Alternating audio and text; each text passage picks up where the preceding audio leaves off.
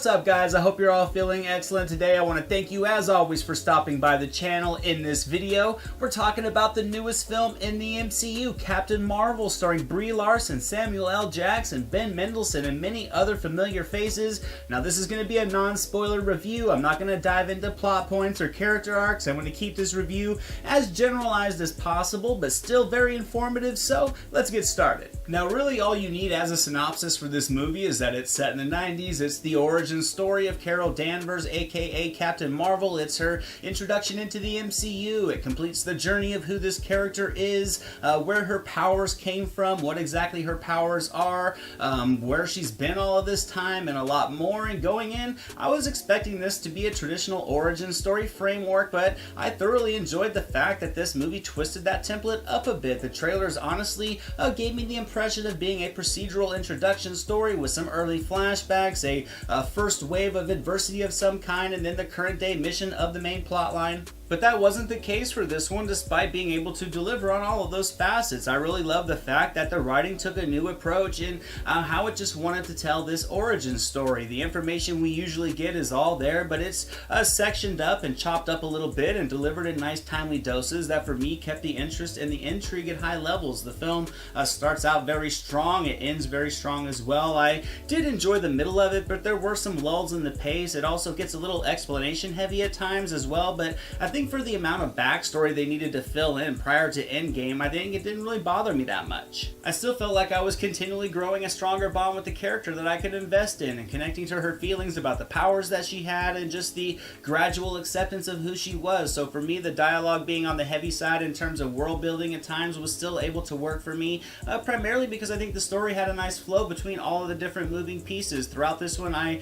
enjoyed learning more about the history of Nick Fury prior to when we were introduced to him many years ago. I also enjoyed learning more about the Skrulls and the Krees, but it never did lose focus of the arc of Carol Danvers and her just becoming Captain Marvel, which really kept the story moving forward to really just build that much more excitement for the third act. I love the casting choices from top to bottom in this movie. Now, I will admit I knew of Captain Marvel, but I'm completely unfamiliar with her character and her backstory in the comics, so whether or not Larson was miscast in this movie, I couldn't tell you, to be honest. But as a fan of comic book movies and going into this one as a blank slate, I have to say hands down that I loved her in the role. I thought she was very tough, she was intelligent, determined, but at the same time she had heart and sincerity to her, and that was just as Carol Danvers. And when embracing the identity of Captain Marvel, I felt Larson was equally as commanding. I mean, she just effectively captured the growth in the character with an authenticity that really did, I think, bring some realism to a fictionalized scenario, and that's always an awesome thing for a movie like this. She was more than capable in all the action sequences. Her fight sequences were awesome as well. All her pre-film training really did pay off. There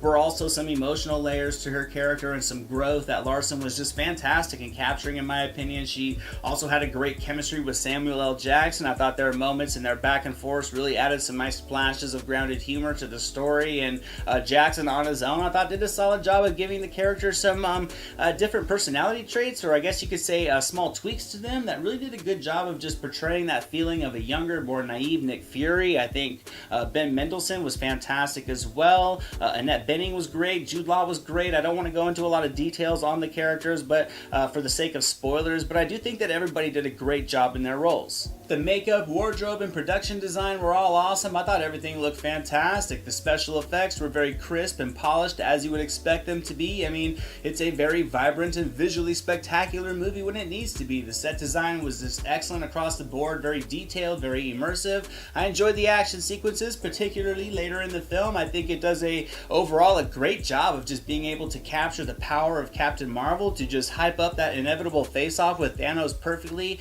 I will though say, however, some of the action felt a little bit on the traditional side. I think I would have liked possibly a little bit more intensity to them and maybe an additional action set piece to kind of maybe somewhere in the second act to keep the energy up a little bit. But I have to say, as it was, the action blended perfectly with the heart and the sense of humor of the storyline to really just give you a little bit of everything in this comic book adventure. The soundtrack was excellent, and as a 90s kid, I felt that there was just so much fun nostalgia to the playlist. I thought it did an effective job of capturing the time period. So overall, I had a ton of fun with this movie, and I have to give Captain Marvel a solid 85% on the entertainment meter. There were a couple small things I would have done maybe differently with some of the plot points, and I would have liked a little bit more uniqueness to some of the action set pieces, I would say, but I very much appreciate that this script was able to fit itself perfectly within the MCU as far as tone, yet it was able to subtly step itself out of that Marvel Studio formula. Thank you guys so much for watching this video. I hope you enjoyed it. If you did, give it a thumbs up, share it with your friends. Don't forget to subscribe to the channel and leave a comment. I would love to hear from you all.